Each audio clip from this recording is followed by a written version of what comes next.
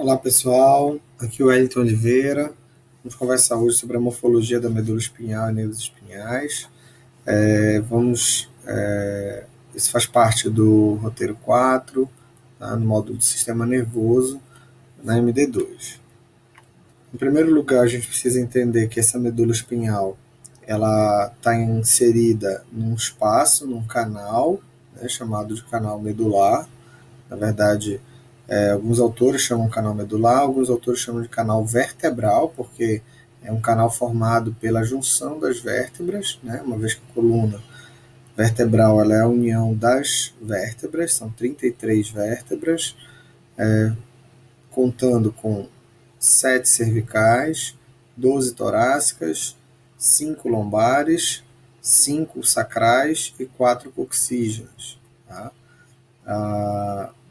Essas vértebras elas se unem por discos intervertebrais, né? Então, de C1, né, que é a primeira cervical, até L5, S1 aqui, a gente tem a presença de discos intervertebrais e articulações intervertebrais aqui na parte posterior.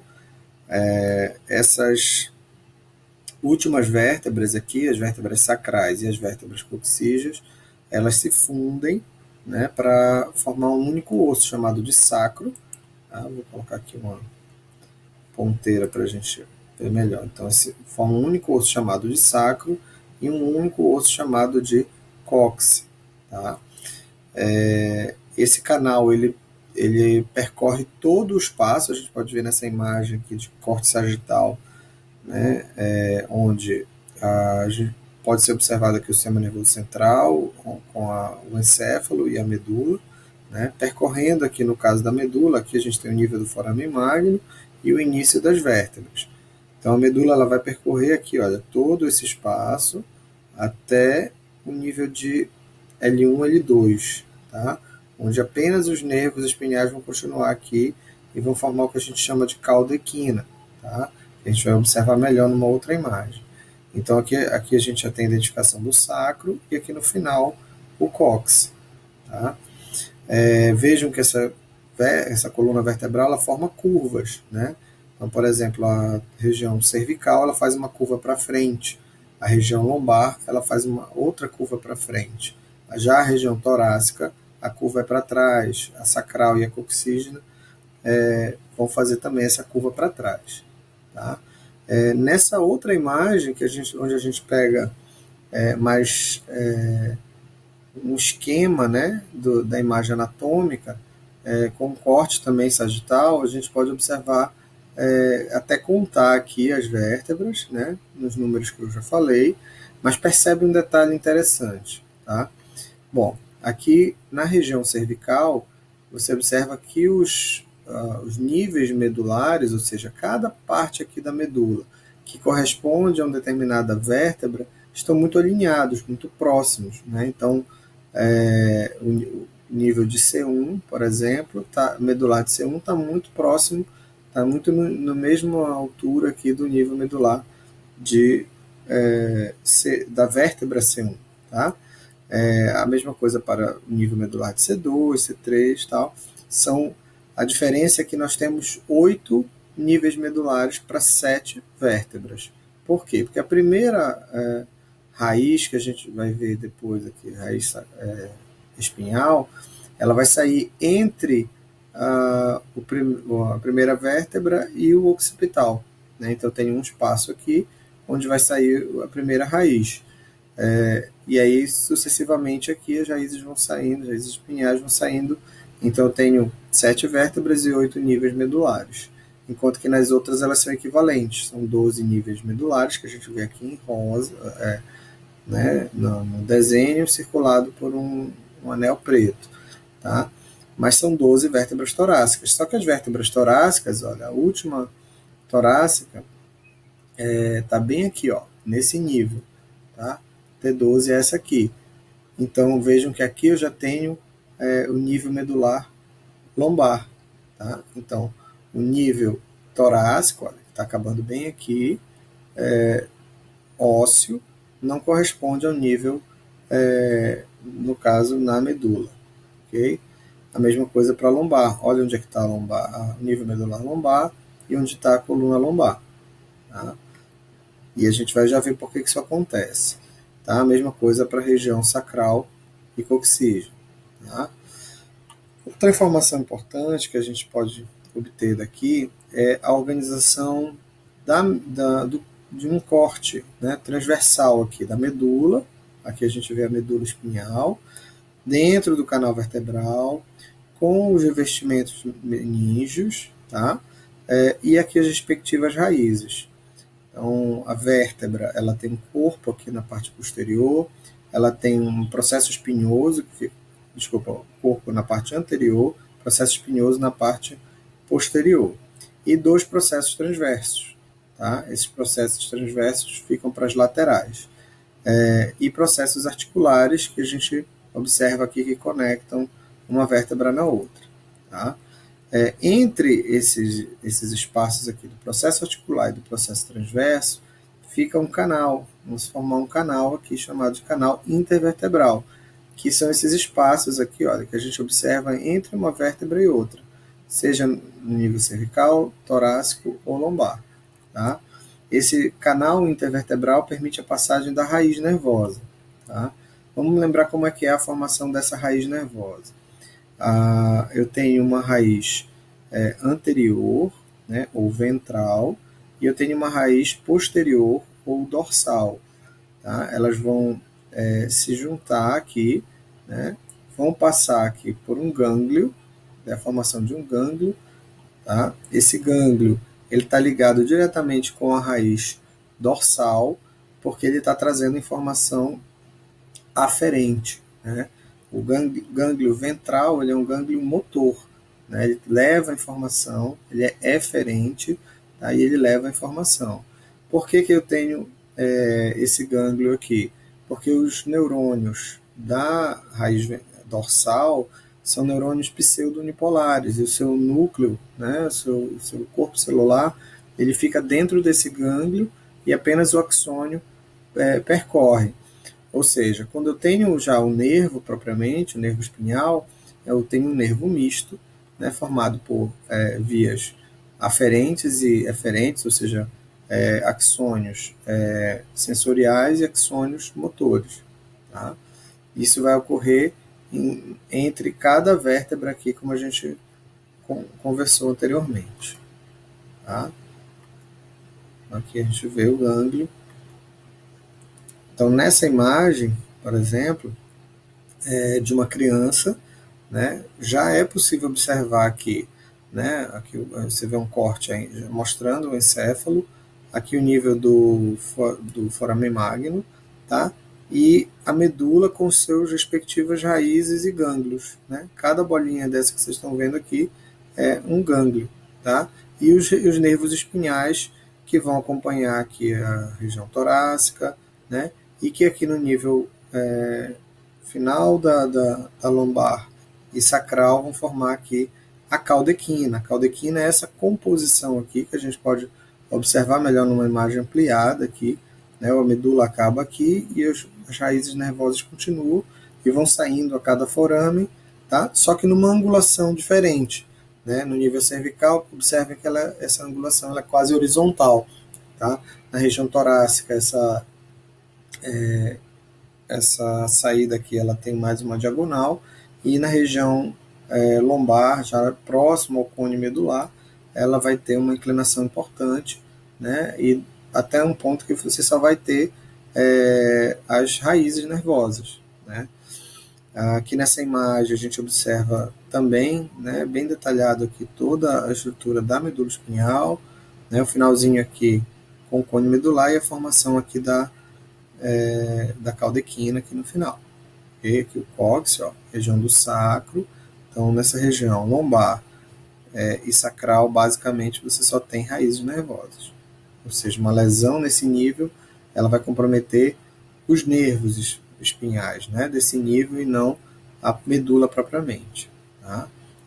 Para comprometer a medula, tem que ser de L1 para cima. Ok? E nessa imagem aqui, que a gente consegue ver a organização da medula, nós podemos perceber aqui uma fissura e um sulco, né?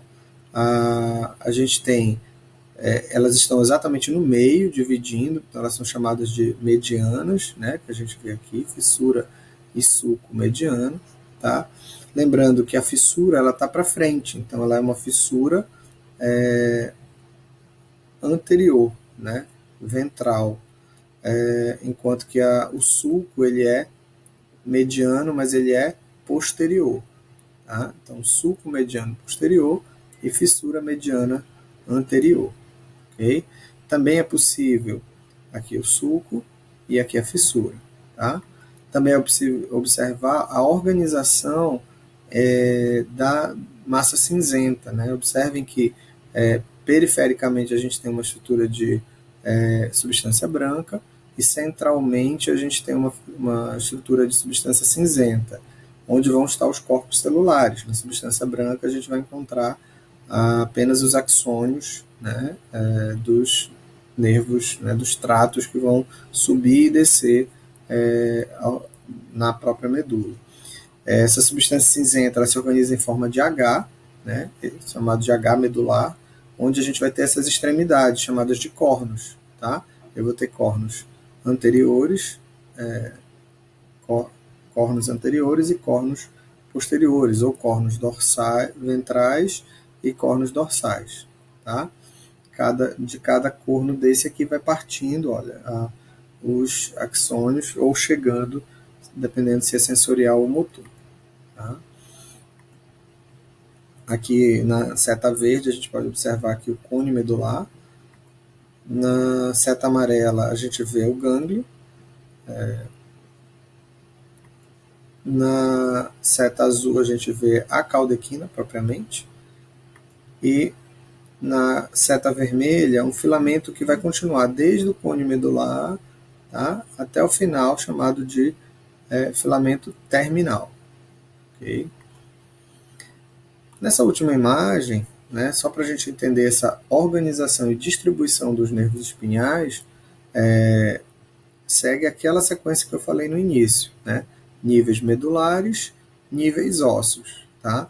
Aqui o primeiro espaço, né, que a gente vai chamar de C0, porque, né, vai sair de onde vai sair o nível medular de C1, né? Porque eu tenho aqui o occipital, né, formando essa articulação com a primeira vértebra cervical. Nesse espaço que vai sair o primeiro nervo espinhal, C1, tá? E entre C7 e T1 sai o nervo espinhal de C8.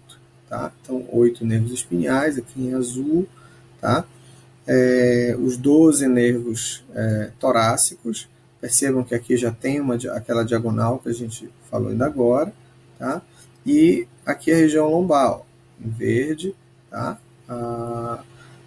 Esses nervos lombares, olha, já vão sair bem mais aqui abaixo, ó, já que o nível ósseo está mais abaixo. E aqui a formação da caldequina, raízes sacrais saindo bem mais embaixo. Né?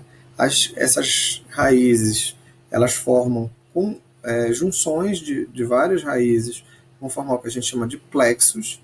Tá? Existem plexos cervical, plexo braquial, plexo sacral e plexo lombar. Tá? Esses plexos, essas combinações de plexos vão dar origem, né, aos nervos já a nível de membros. Tá? Cada nervo desse vai ser responsável por uma faixa de inervação, seja ela a nível muscular, seja ela a nível de pele, né, sensorial. Então a gente chama isso de dermátomos. Tá? Então cada linha dessa aqui é um dermátomo, e aqui o próprio desenho está mostrando, né, essa área que é inervada por C4, essa por C5, C6, T1, ó, T1 aqui vem desde. Por que é colocado nessa posição? Porque embriologicamente a nossa formação, né, ela é quadrúpede aqui. Ó, né? A gente tem uma origem evolutiva, né, a partir dos quadrúpedes, dos mamíferos. Então os membros foram crescendo nessa direção. Então você tem uma organização melhor observada aqui, né? Então, por exemplo, aqui as últimas segmentos, S1, tá? S2, S3, S4 e S5 aqui no final, tá? Quando a gente está em pé, essa organização não fica tão perfeita como, né, nessa posição quadrúpede aqui, tá? O que chama atenção é que lesões no nível cervical, por exemplo, vão levar a pessoa a uma tetraplegia, porque ela vai perder o movimento dos membros, né, superiores, movimentos do tronco e dos membros inferiores. Então ela vai andar, não vai ter controle nem do pescoço, por exemplo, tá? Dos músculos do pescoço. Já uma lesão no nível torácico, né, que vai pegar aqui a parte torácica e uma parte da lombar, dependendo do nível, mas a pessoa vai conseguir ainda movimentar os braços, né, e vai, no caso, perder o movimento de uma parte do tronco e pernas, né? Então ela fica paraplégica, tá? Uma lesão no nível lombar, essa região aqui, ela pega as últimas raízes aqui, no caso, as raízes da caudequina, tá? Então ela apenas vai limitar alguns movimentos aqui do membro inferior, tá? Então a pessoa, por exemplo, com uma bengala, um andador, ela consegue se deslocar. Já no nível sacral, a perda é bem menor, tá? No nível de caudequina mesmo, mas das últimas raízes sacrais, ela vai perder alguns movimentos apenas